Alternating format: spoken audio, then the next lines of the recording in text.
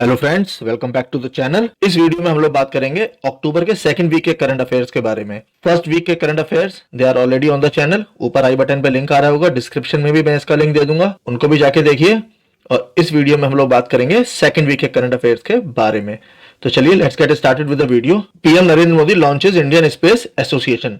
प्रधानमंत्री मोदी ने Indian space association ISPA को लॉन्च किया है। ये एक प्राइवेट इंडस्ट्री बॉडी है। It will act as a premier industry body for space and satellite companies in the country। जैसा कि आप अमेरिका में देख रहे हैं कि नासा के अलावा भी बहुत सारे private players they are into space now. Elon Musk की कंपनी SpaceX जो है वो अपने शटल्स भेज रही है स्पेस में। अमेजॉन के जेफ बेजोस वो खुद गए हैं और भी प्राइवेट कंपनीज वहां के स्पेस प्रोग्राम में आ रही हैं। उसी के मद्देनजर भारत में भी ये कदम उठाया गया है और भारत का इसरो ऑलरेडी अपने आप को विश्व में अपने आप को बहुत अच्छी तरीके से स्थापित कर चुका है। भारत दुनिया भर की सैटेलाइट्स, इसरो जो है दुनिया भर की सैटेलाइट्स को लॉन्च करता है। इवन अमेरिका की सैटेलाइट्स भी भारत लॉन्च करता है, क्योंकि भारत से सैटेलाइट लॉन्च करने में बहुत ही कम खर्चा आता है। तो we are doing very well in space research. तो उसके मद्देनजर अब प्राइवेट प्लेयर्स को भी इसमें प्रमोट किया जा रहा है। तो उसके लिए इंडिया में बॉडी बनी है इंडियन स्पेस एसोसिएशन। तो it will work towards boosting space technology in India with focus on capacity building and space economic hubs and incubators in India। तो ये जो पूरा इंडिया में जो स्पेस इंफ्रा है उसको बूस्ट करने में मदद मिलेगी। और इसके फाउंडिंग मेंबर्स हैं भारती एयरटेल, लार्सन एंड टोब्रो, टेल्को टाटा ग्रुप का है, OneWeb, Map My India, Walchandnagar Industries and Ananth Technology Limited. तो ये जो है ये फाउंडिंग मेंबर्स हैं। और जो कोर मेंबर्स हैं उसमें है Godrej, Hughes India, Azista BST Aerospace Private Limited, BEL, Centum Electronics and Maxar India. ISPA के आने के बाद भारत का स्पेस में दबदबा और बढ़ जाएगा, क्योंकि आने वाले जो समय है उसमें जितना मजबूत कोई देश स्पेस में होगा, जिसकी उपस्थिति स्पेस में सबसे ज्यादा होगी, वही सुपर पावर कहलाएगा। Kanyakumari clove gets GI tag. जो लॉन्ग है कन्याकुमारी की वो बहुत फेमस लॉन्ग होती है, सबसे ज्यादा भारत में कन्याकुमारी में ही लॉन्ग होती है। उसको क्या मिला है? GI टैग मिला है, ज्योग्राफिकल इंडिकेशन टैग। भारत में लगभग 1100 मीट्रिक टन लॉन्ग उगाई जाती है, जिसमें से 1000 मीट्रिक टन जो है वो तमिलनाडु में ही होती है, और जिसमें से भी 750 मीट्रिक टन हर साल कन्याकुमारी में होती है अकेले।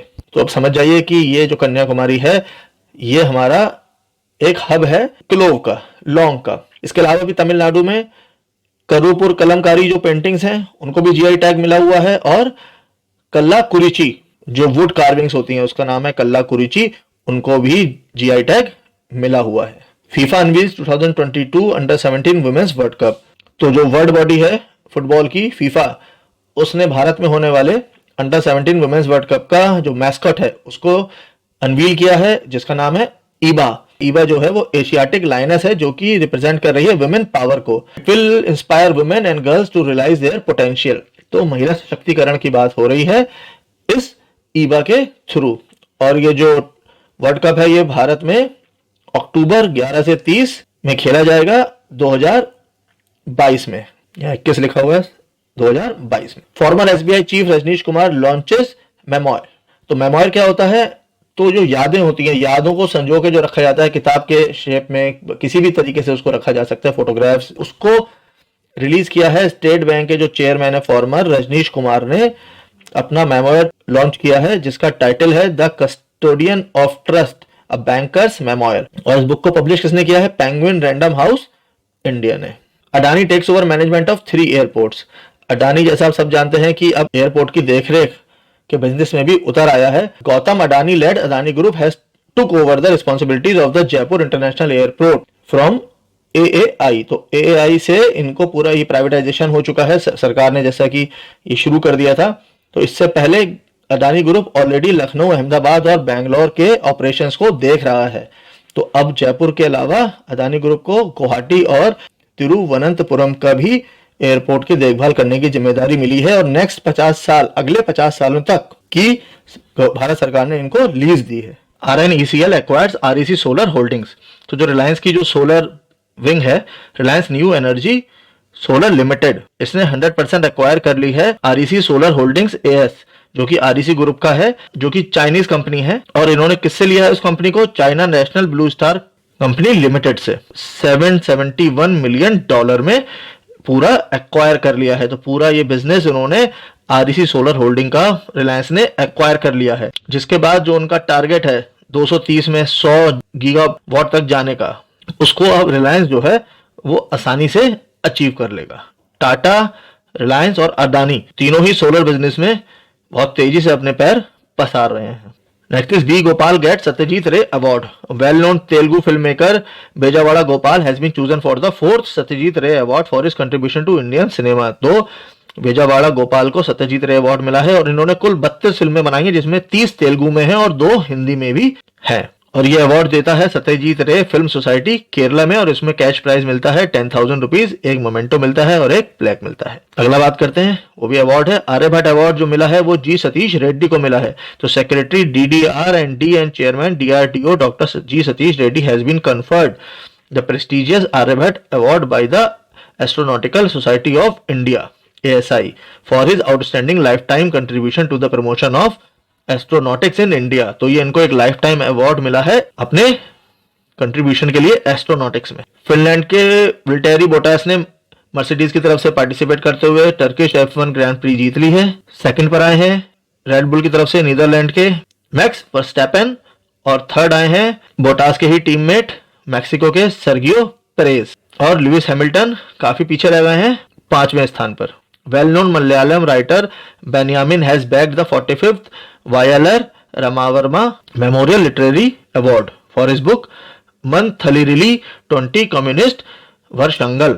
तो ये बेनियामिन को वायलर अवार्ड मिला है। तो 3 अवार्ड हम लोग अब तक डिस्कस कर चुके हैं, इन सबको याद रखिएगा। भाई father of Pakistan nuclear bomb dies, तो ये डॉक्टर अब्दुल कदीर खान है। तो इनको कोविड हो गया था 85 साल की उम्र में, और इससे बाद इनकी डेथ हो गई हॉस्पिटल में।